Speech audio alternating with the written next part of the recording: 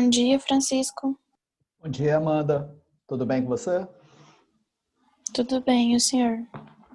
Tudo na paz, tudo ótimo. Bom dia a todos, todas. Sejam bem-vindos, bem-vindas.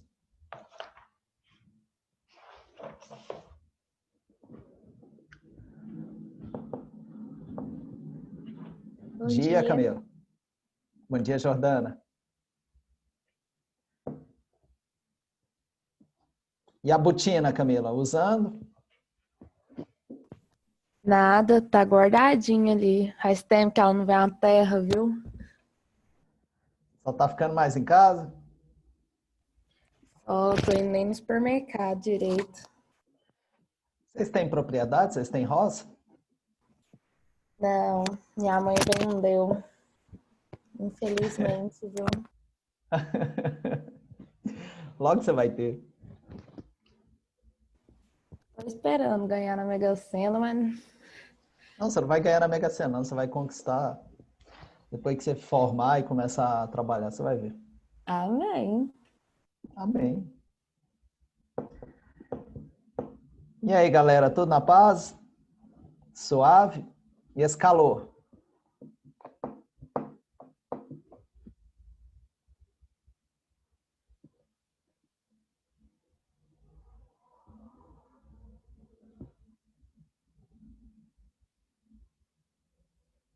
Não querem falar, né? Tô ligado.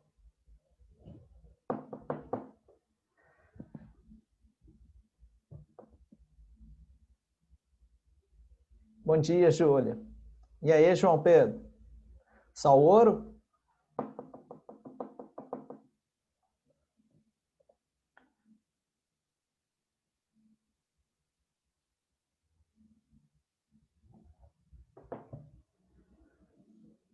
Esperar 2 minutinhos só para o pessoal chegar, a gente começa a aula. Para quem acompanha com a apostila, hoje a gente começa o capítulo 7. A Revolução Russa.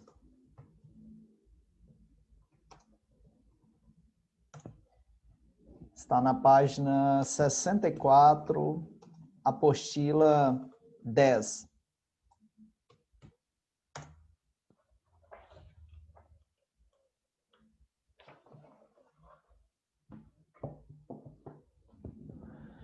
Enquanto o pessoal chega,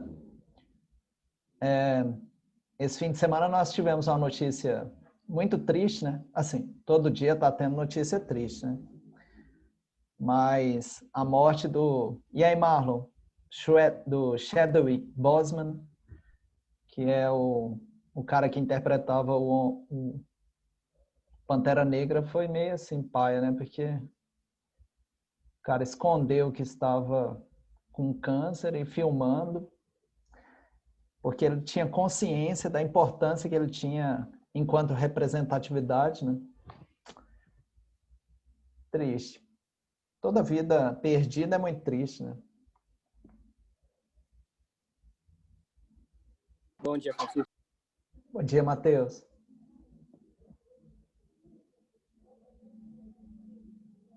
Professor, só uma pergunta. Desculpa se eu estiver intrometendo, sendo intrusivo. Você estava falando do que antes aí?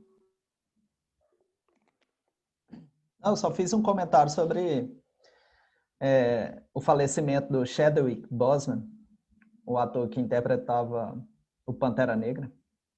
Ah, tá. Obrigado, professor. Por nada. E aí? E aí, John? De boa? Estavam conversando o quê? Melhor agora que você chegou. Oi? Que bom. O que vocês estavam conversando? Cheguei atrasado.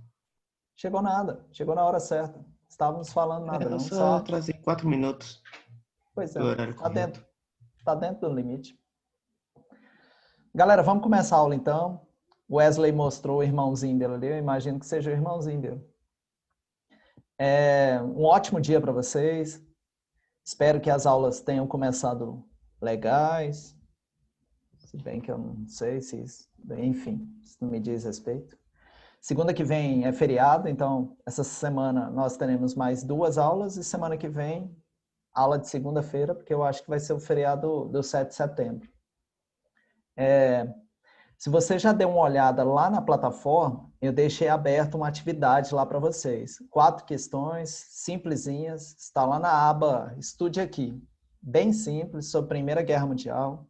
Cada questão valendo 1 ponto. Você entra, vai ter 2 tentativas. É para todo mundo fazer nota 4. Eu não ia nem passar a atividade, mas é só para registrar. Simples. São questões que você encontra na internet, então o mercado negro de respostas vai rolar solto aí. E isso não me importa. Ah, Marlon. Ai, ai. Pois é. Tem dias que eu sinto falta de dar aula, assim. E a gente poderia ter o direito de escolher qual dia que seria feriado. Assim. Bom, vamos começar o tema. Revolução Russa. Eu queria tomar uma liberdade. Caso você... faz a lápis aí. Eu não sei se vocês já assistiram um filme chamado Sociedade dos Poetas Mortos. Vou escrevê-lo aqui. A Sociedade dos Poetas Mortos. É um filmaço. E tem uma cena nesse filme que o professor, que chega numa escola tradicional, que é interpretado pelo Robbie Williams, assista, Giovana. Esse filme mudou minha vida. Ele pede para os alunos rasgarem algumas folhas do livro didático. Como eu sei que alguns vão vender a apostila, então eu não vou pedir isso. E como é gravado, e a escola onde eu trabalho é meio tradicional, não dá para pedir isso. Mas eu queria que vocês fizessem o seguinte, fossem no título de vocês que está assim, A Revolução Russa, e escrevessem a lápis, As Revoluções Russas. Esse é o primeiro erro que a gente precisa consertar, porque ele gerou um grande preconceito ao longo da história. As pessoas acham que só ocorreu uma revolução, quando na verdade ocorreram 3 revoluções, e eu vou provar para vocês. Oh, Captain, oh my Captain. Natália escreveu ali para mim, que é uma frase que o cara diz. É muito bom esse filme, é muito bom. Daria para fazer uma aula sobre esse filme. Então escrevam aí, As Revoluções Russas. Porque quando eu começar a explicar, eu vou mostrar que ocorreu uma revolução em 1905, outra revolução em 1917, fevereiro, e outra revolução em 1917, outubro. Professor, mas a apostila não está falando que tudo isso foi só uma revolução? De forma alguma. Então há uma diferença aí. Talvez essa aula vai ser mais conceitual. Eu acabei escrevendo só para a Lisandra. 1905, 1917, fevereiro, 1917, outubro. Quando se fala em Revolução Russa, nós temos que fazer uma profunda discussão sobre o que é capitalismo, o que é socialismo e o que é comunismo. Antes de fazer essa discussão, é importante a pessoa ter consciência sobre o que é ideologia e o que é ciência histórica.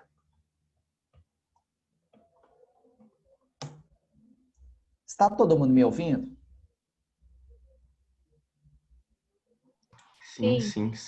Massa. Então se concentra primeiro nisso.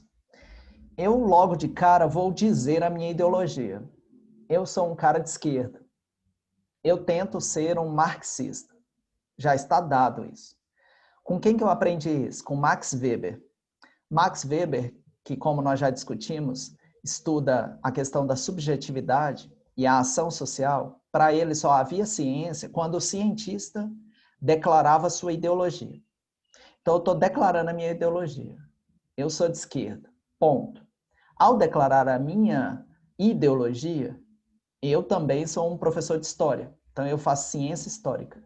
Como é que eu vou fazer ciência histórica se eu tenho uma ideologia? Ou seja, como eu vou falar sobre um acontecimento que todo mundo fala uma coisa e eu vou falar outra? Qual que vai ficar a dúvida na sua cabeça? O Francisco está falando isso? Mas será que é verdade? Se você vai ficar com essa dúvida, é saudável. Essa dúvida, quem iniciou ela foi o iluminismo. O iluminismo, mas na verdade começou lá no Renascimento com Descartes. Penso, logo existo. O método científico proposto por Descartes era duvidar da dúvida. E isso veio até os dias atuais. Francisco, que viagem é essa? Por que você não começa a aula? Porque eu vou propor uma história de Revolução Russa para vocês, que vocês vão olhar e vão falar assim, ai, velho, eu não estou entendendo nada, ou tudo que o Francisco disse, eu estou duvidando. Por quê? Vamos pegar os principais partidos de esquerda hoje no Brasil. PSOL, PDT, PT. O que ocorreu nos últimos 2, 3 anos no Brasil? Eu diria que vem ocorrendo desde 2013. Uma polarização política. Quando surge um movimento chamado Movimento Brasil Livre, MBL, começaram a ocorrer na internet muitos memes, principalmente muitos memes, ainda ocorrem, muitos memes com relação ao comunismo, ao socialismo, tal, comunistinha de iPhone, socialista de iPhone. Aí depois nós tivemos a última eleição, e aí os caras começaram a fazer piadinha com Guilherme Boulos, que defende uma sociedade socialista. Aí depois os caras começaram a fazer meme assim, qualquer coisa vai para Cuba, seu comunista, comedor de sanduíche com mortadela. Vai para Venezuela. Vai para a China, que é aquele país comunista. Vai para a Coreia do Norte. E olha o que eu estou propondo para você. Para mim, todos esses países que todo mundo acha que é comunismo, na verdade não é comunismo.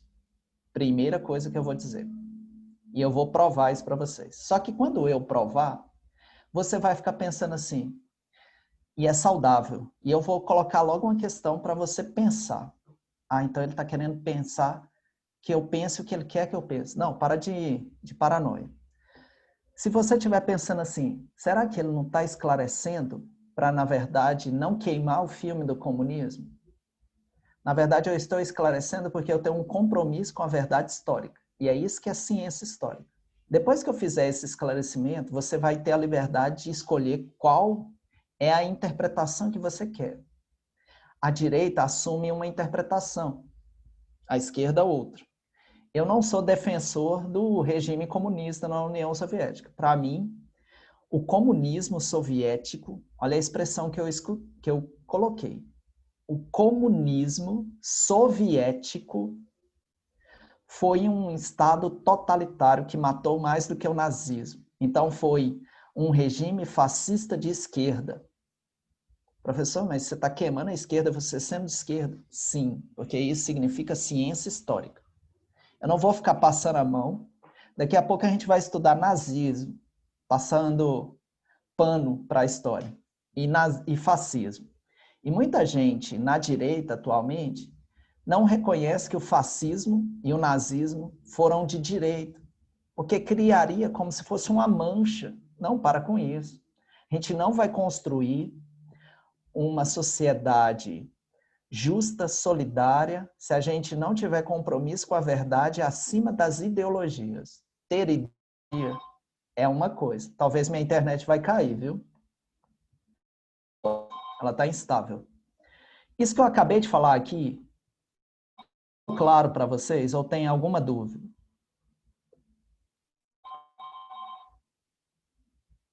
Tá tranquilo, professor.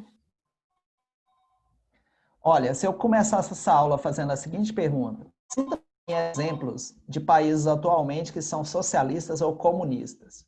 Eu arrisco dizer que vocês diriam Cuba, com ponto de interrogação, que rola uma duvidazinha. Venezuela? A Ana já disse ali, Coreia do Norte, obrigado por adiantar, porque eu nem coloco. China. Esses países são experiências de comunismo burocrático. E eu vou explicar isso para vocês. Dependendo da interpretação, a pessoa vê neles comunismo. Aqui que está o X da questão. A história é uma ciência. mas é uma ciência interpretativa. Mas, que fique claro isso aqui para vocês. Você não pode escolher uma interpretação para você. Isso não é história. Eu tenho visto muita gente falando isso. Às vezes eu tenho algumas discussões com a minha noiva e ela fala assim, essa é a sua interpretação. Mas tem interpretações com I maiúsculo. Porque independente de ser a minha interpretação, é isso que aconteceu. Porque senão cria a impressão. Professor, que viagem. Não, se concentra nesse ponto. Como a sociedade que nós vivemos é hiper individualista e ela se tornou extremamente consumista, nós passamos a querer consumir versões da história, como se o indivíduo, que é agora o núcleo da sociedade capitalista, se individualizou de tal ponto que ele pode ter o direito de ter a narrativa que ele quiser. Então a gente vê isso com relação à ditadura militar. Cada indivíduo quer a sua própria narrativa. Ué, a história não é uma loja, uma magazine, uma loja de departamento onde você entra e compra a roupa que você quer e só você tem aquela roupa. Não, ela aconteceu de um jeito. Cara, se olhasse na história, todo mundo é cuzão. Eu não concordo com isso aí. Porque, tipo, existe ditadura em todo lugar. Tem no Brasil, tem na União Soviética. Teve tudo. Então, tipo, assim... Cara, tem tempos que a pessoa é mal e outro não é. É o que nem o país. Já tiveram muitos erros na vida.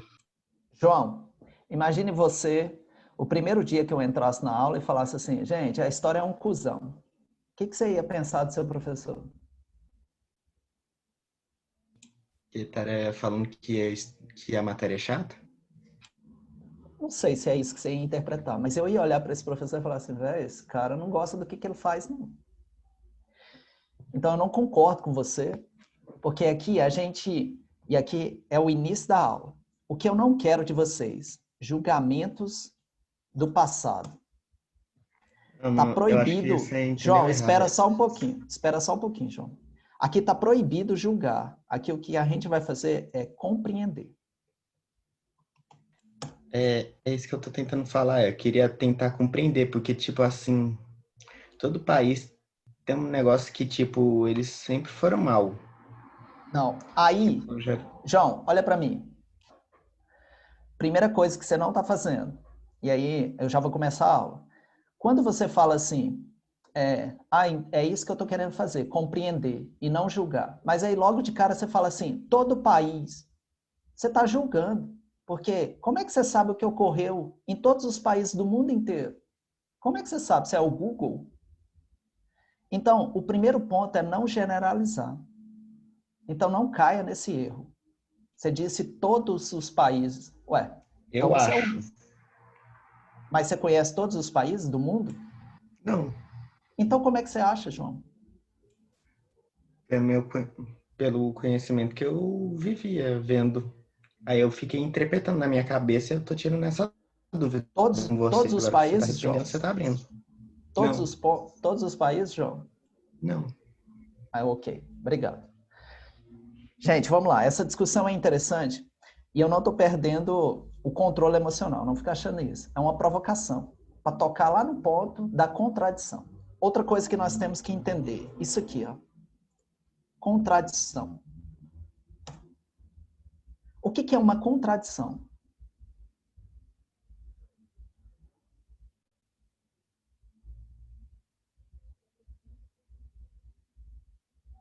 Um ponto oposto de outro? Ótimo. É difícil compreender uma... É mais fácil julgar uma contradição? Marlon, meu sonho é me tornar um grande dominador da dialética. Aí que é o ponto. Massa. É mais fácil julgar a contradição ou compreender a contradição? Julgar, É lógico, mais né? fácil julgar. Exato. Aqui que está o ponto. A gente só vai entender a Revolução Russa e todas as revoluções se você se colocar no lugar daquelas pessoas. No entanto, compreender não significa justificar.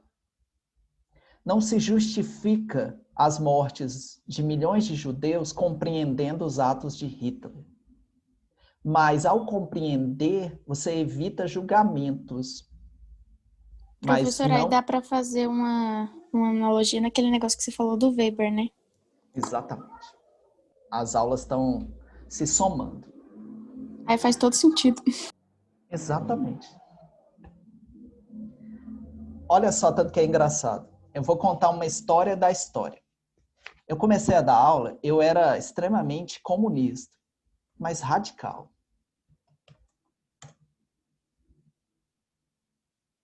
Exatamente, mano, é muito difícil. Quando eu comecei a dar aula, há 11 anos atrás, a história da Revolução Russa que eu contava para os estudantes era totalmente diferente da história que eu conto agora. Se eu encontrasse esses mesmos estudantes, e caso eles tivessem uma boa memória, a imagem que eu construí, e aí já tem reflexo aonde? Na memória. A forma como eles passaram a ver o passado da Revolução Russa é diferente da forma como vocês vão ver. E isso tudo bem porque eu envelheci, amadureci leituras, mas porque a minha ideologia foi mudando. E a minha ideologia mudou, também mudou a forma como eu compreendo. Porque no começo a minha ideologia era maior do que meu compromisso com a verdade. E isso fazia com que eu ou não enxergasse, não enxergasse algumas coisas, e isso acontece. Muitas discussões que ocorreram durante o período de eleições de 2018, a gente viu muitos familiares romperem laços de muitos anos, porque um apoiava o PT, o outro apoiava o Bolsonaro, e as pessoas ficaram cegas. A ideologia ficou acima do compromisso com a verdade. E eu acho que isso ainda está presente na sociedade. Quando se fala de política, esse é um dos principais pontos de dificuldade de discutir política. A pessoa se pega tanto na ideologia dela, na convicção das ideias, que ela não enxerga os fatos. Aí não tem diálogo. Não tem diálogo. É a mesma coisa da gente pegar, sei lá, uma pessoa que é a favor dos direitos humanos, dialogar com uma pessoa que é a favor de que bandido bom é bandido morto. Não tem diálogo. Cadê o diálogo? E por quê? Porque um dos dois, se não os dois, está só do lado da ideologia e não tem compromisso com a verdade, com os fatos.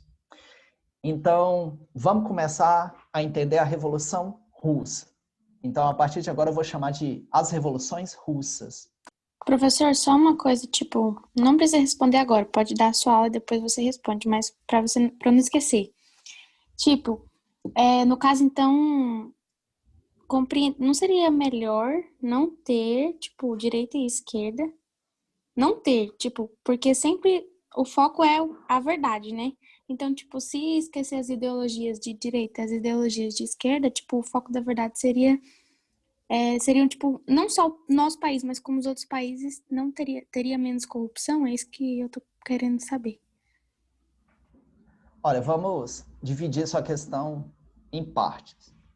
Primeiro, e se concentra nessa parte, é uma ideologia achar que acabar com as ideologias acaba com a corrupção. Então, vou repetir. Foi uma ideologia colocada pela mídia acharmos que acabar com as ideologias é o caminho de uma sociedade sem corrupção, quando não são as ideologias que causam a corrupção.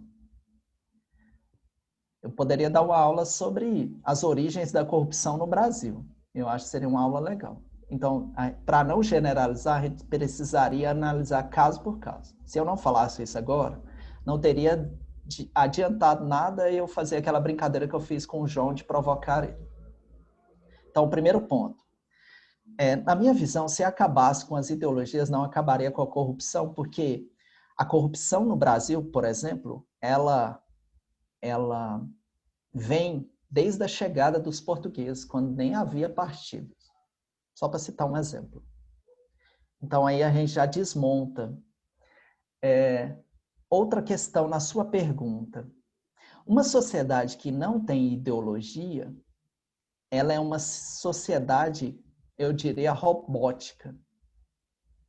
Uma sociedade cibernética. É quase uma ficção científica de um mundo onde nós construímos os seres humanos. Para quem já leu, é tipo um 1984 ou Uma Admirável Mundo Novo.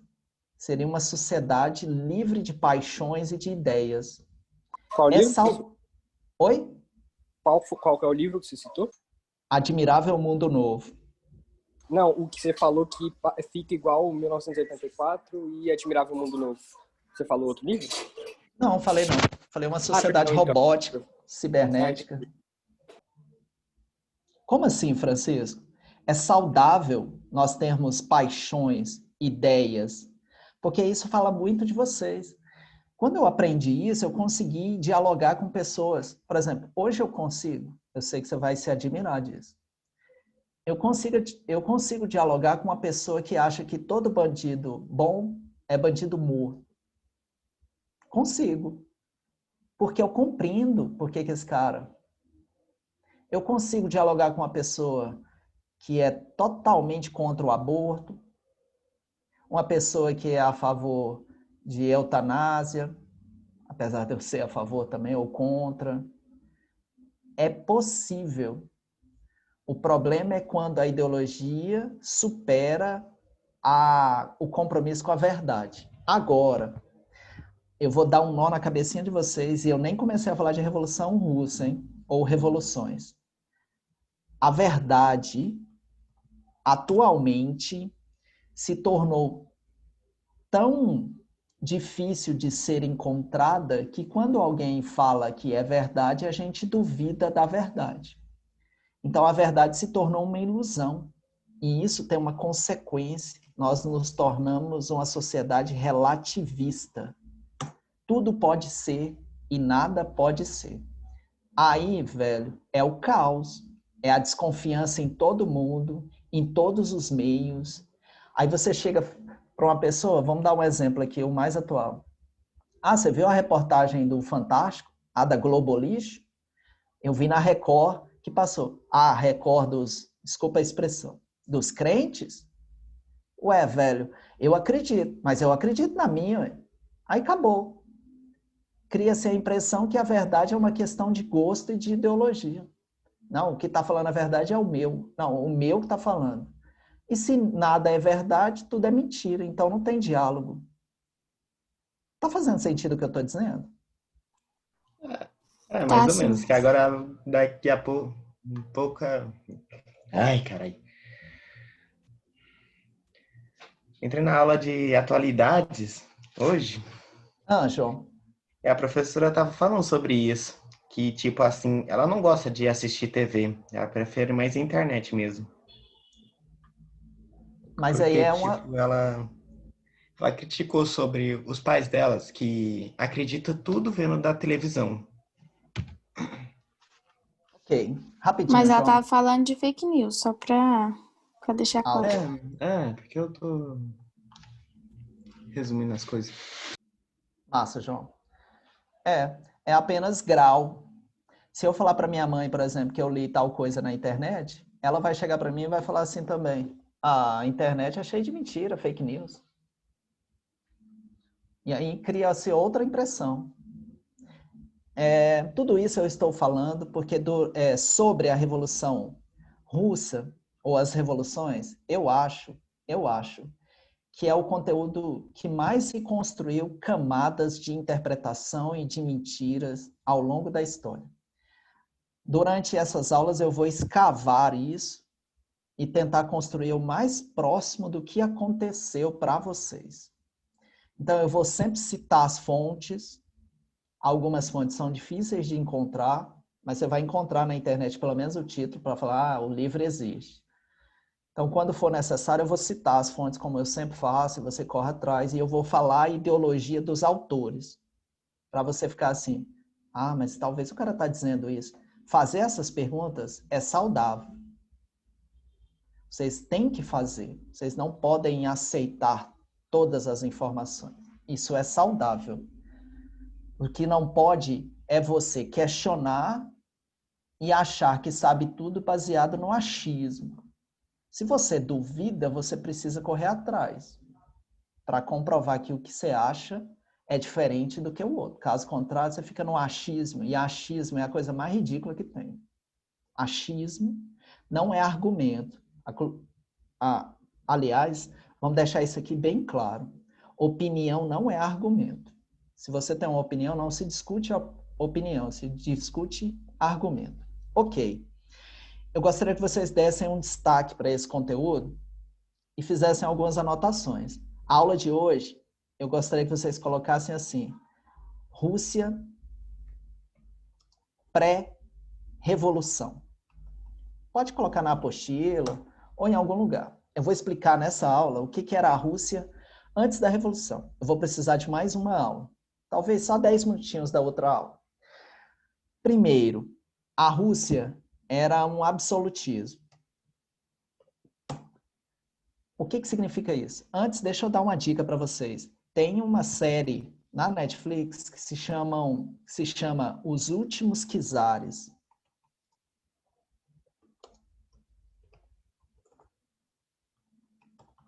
Acho que eu já assisti ela. Ela mostra como é que era esse contexto antes da Revolução. Os palácios, a nobreza, o desenvolvimento cultural, a importância da igreja. Então, vamos lá. Se nós tínhamos um absolutismo, ele tem algumas características. Primeiro, nós temos um rei. Rei, em russo, era chamado de czar. Quem era o rei? O czar. Era um cara da família dos Romanov. Olha que interessante aqui. Se a gente pegar a Natasha Romanov, que é a espiã, a viúva negra, se você se lembrar, ela é dessa família. Porque a família Romanov, e não há mais descendentes dela, viu? Até 2000, olha que interessante. Deixa eu contar essa historinha aqui para vocês. Professor, você sabe um pouquinho de Rússia, né? Sei um pouquinho. Até 2009, se acreditava que Anastácia, olha que engraçado, porque a Disney foi lá e fez um desenho sobre isso. Anastácia.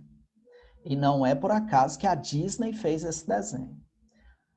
Aliás, não deixa eu perder essa dica aqui não. Tem um filme de ação, ele é muito bom. Ele tem algumas cenas picantes lá de sexo lá tal, que é a Atômica, com a Charlize Theron, lá na Netflix. Assistam esse filme que ele mostra a questão das espionagens durante a União Soviética. Professor, mas nós estamos falando de Revolução Russa? Sim, é só para não perder a dica. Volta lá.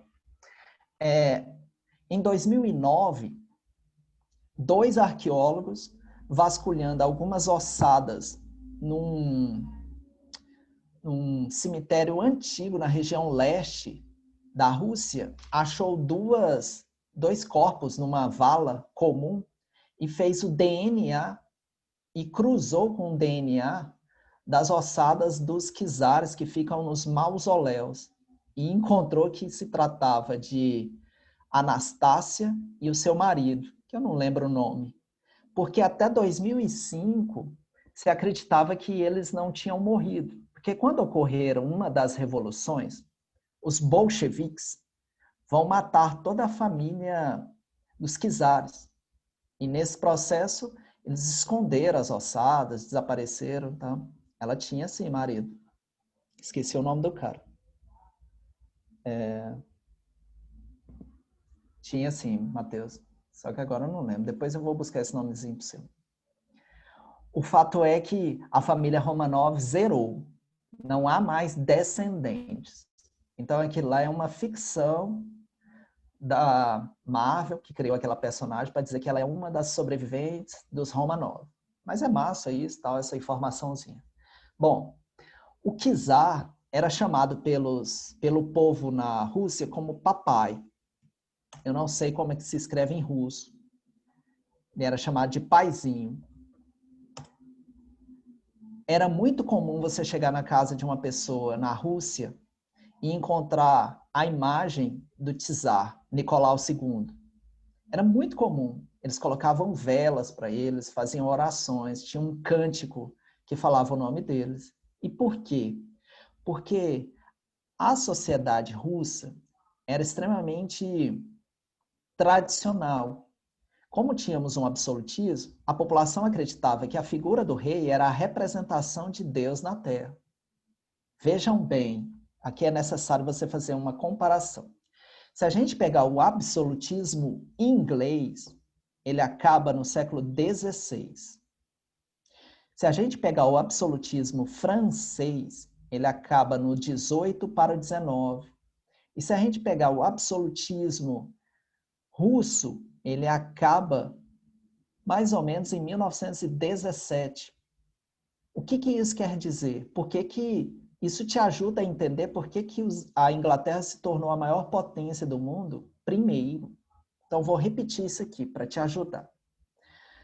Absolutismos era aquela característica onde os reis eram reis absolutos, que eram a representação de Deus na Terra. Ao mesmo tempo, era a figura do Estado. Então, era o Estado, o rei e uma questão religiosa. Ponto. Eu acho que vocês não têm dúvida nisso. Um conteúdo que eu não dei aula para vocês, porque não deu tempo, ano passado, foi Revolução Inglesa, a Revolução Puritana e a Revolução Gloriosa. Se eu não me engano, estava na apostila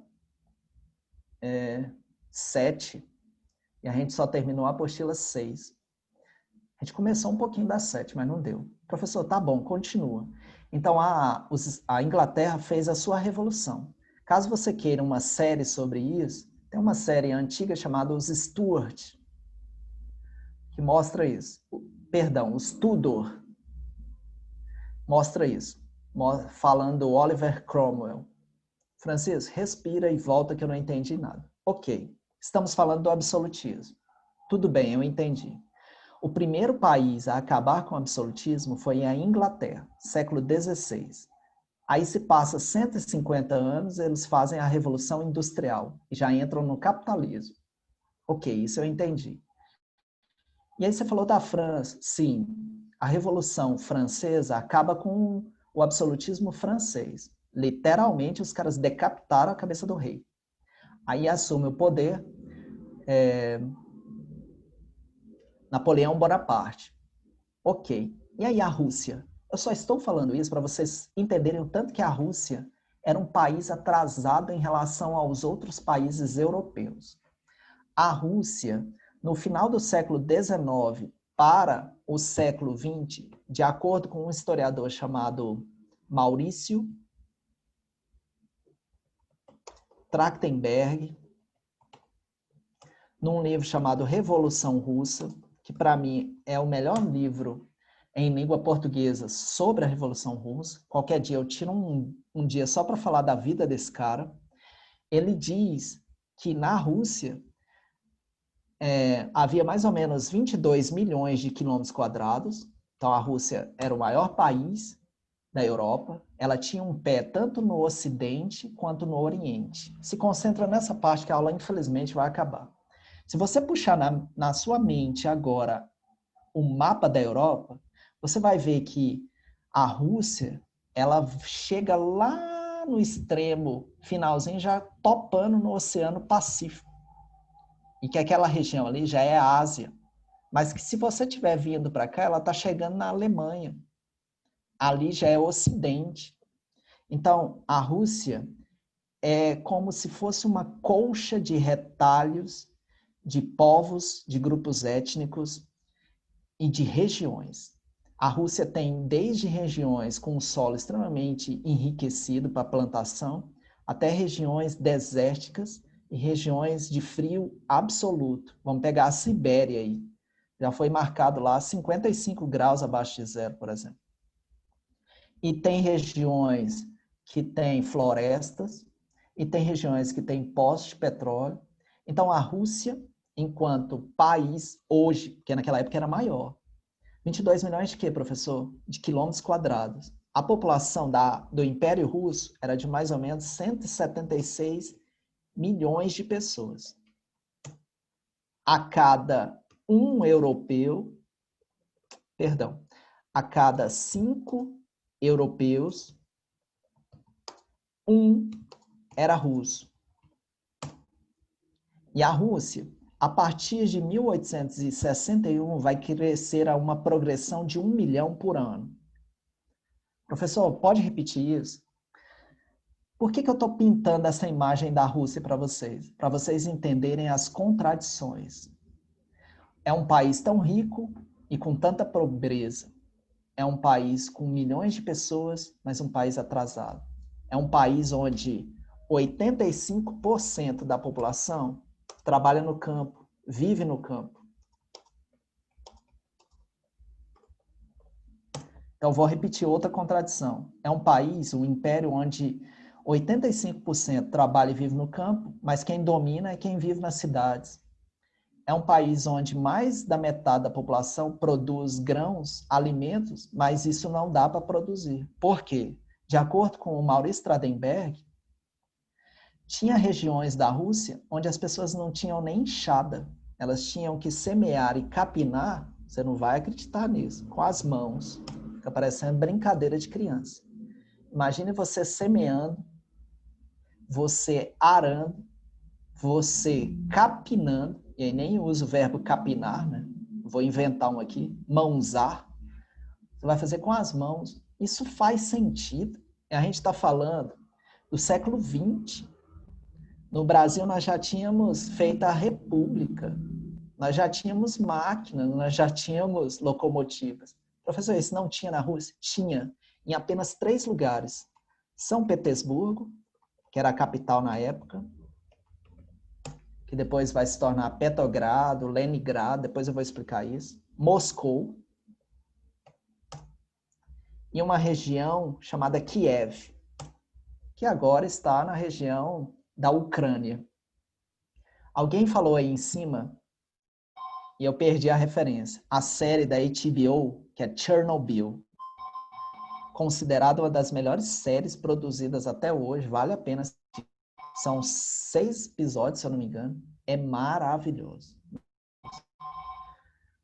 Tudo bem até aqui, galera?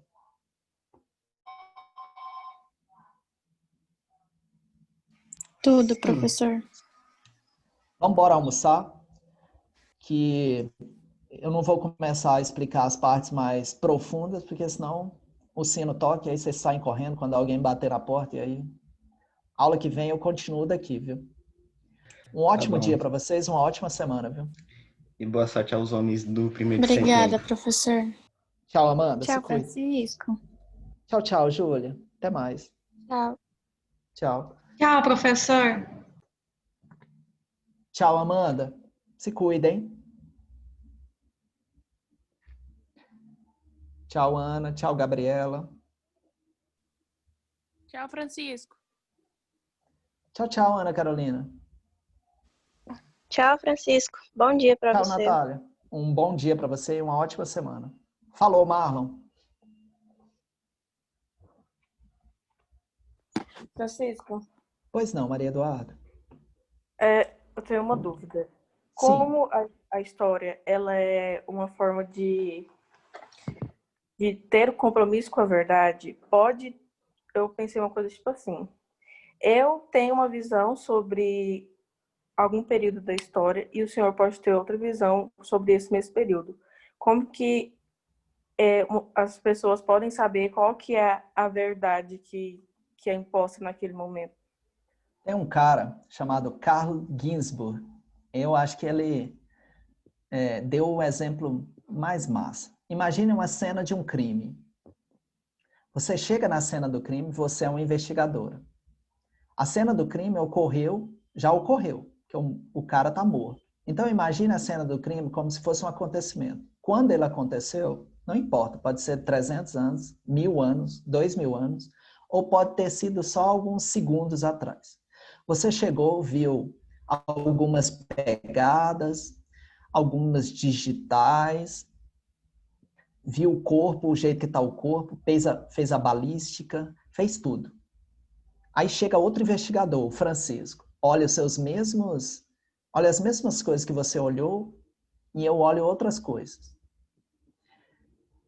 Há um fato ali que é o corpo morto. Nós não podemos fugir desse fato. Essa é a verdade. Fulano morreu.